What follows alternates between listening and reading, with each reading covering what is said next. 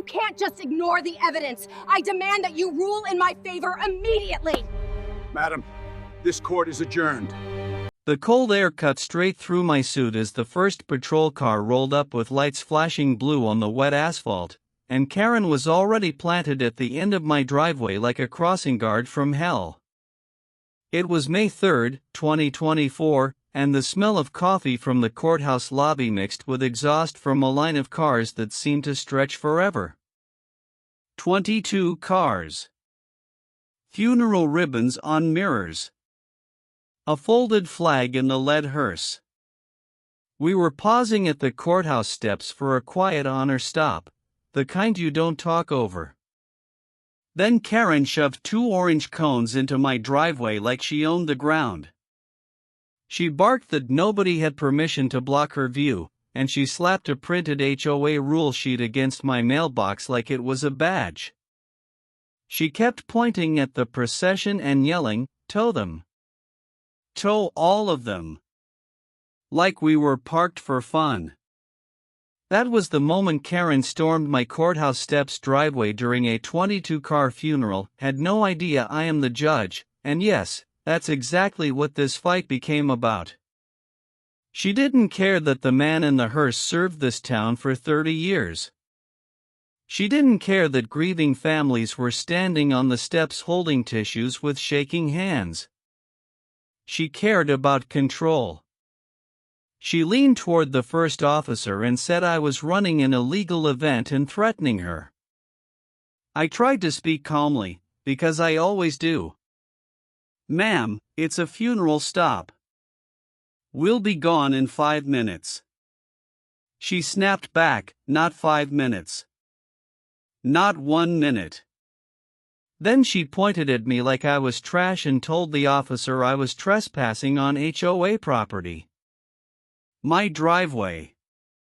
My deed. My name on the tax bill. The officer looked confused, like his brain hit a pothole. I walked over with my palms open and my voice low, trying to keep it respectful. I even offered her the funeral program so she could see the name and the schedule. She smacked it down onto the hood of her SUV. People stared. A widow started crying harder. 2 deputies in dress uniform stepped forward, but I lifted a hand to stop them. No scenes. No anger. Proper channels only. Karen kept talking over me, and I could feel every eye on my back. Neighbors who normally wave from porches stayed frozen, like they were scared to blink. When I called the HOA president, it went to voicemail. When I texted the board group chat, I got one reply from a number I didn't recognize: "Follow the rules or face consequences." The officer asked Karen if she had proof the driveway was HOA owned. She waved her papers and said, "It's in the bylaws somewhere." Somewhere was not a location, but Karen's confidence was loud enough to drown out common sense. That night, at 9 p.m., I sat at my kitchen table in the quiet, still hearing her voice in my head, still smelling the hot rubber and rain from the street. I was embarrassed, but not broken. I was angry, but careful. I promised myself I would not yell, not threaten, not play petty games. I would do what I do best. I started gathering facts. I lined up photos, emails, and call logs in a binder.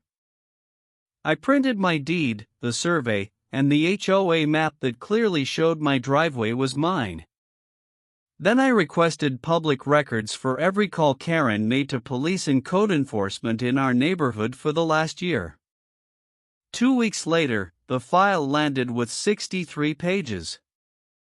I flipped through it slowly, and my stomach went tight. Karen wasn't just annoying. She was a pattern. I built my own simple timeline, because details matter when people lie with a straight face. Timeline item 1: April 5 at 4:27 a.m. false trespass call. A neighbor's teenage son taking out trash. Timeline item 2 April 19th at 6:10 p.m. Noise complaint during a birthday party that ended before 7 o'clock. Timeline item 3 May 3rd at 11:12 a.m. Funeral stop at Courthouse steps driveway, reported as illegal gathering. There were 11 complaints tied to her number, and that was only the one she admitted with her own phone. I also found something else in the HOA financials, buried in a bland email chain she accidentally copied me on months earlier. She had charged administrative supplies for things that looked a lot like personal purchases. Not huge, but real. And here's the plain truth: patterns of false reports can be prosecuted. So I filed my complaint the right way, with evidence, not emotion.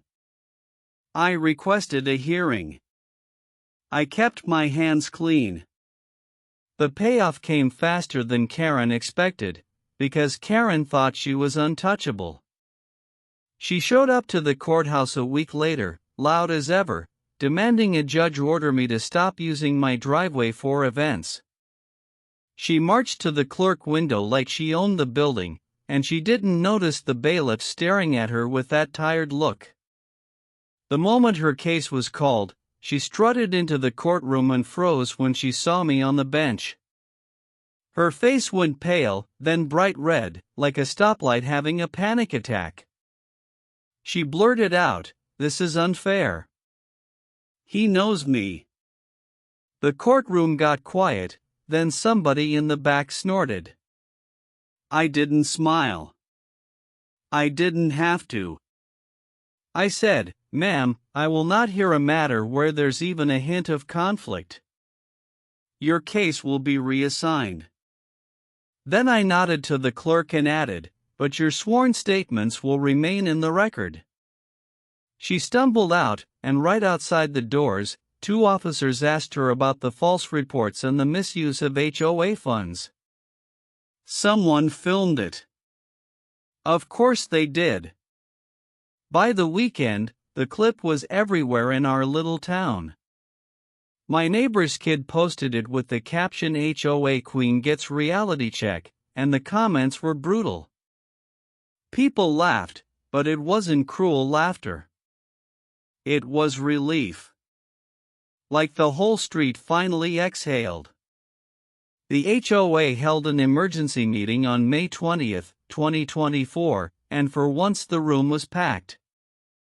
Karen tried to talk, but the board asked her to sit down.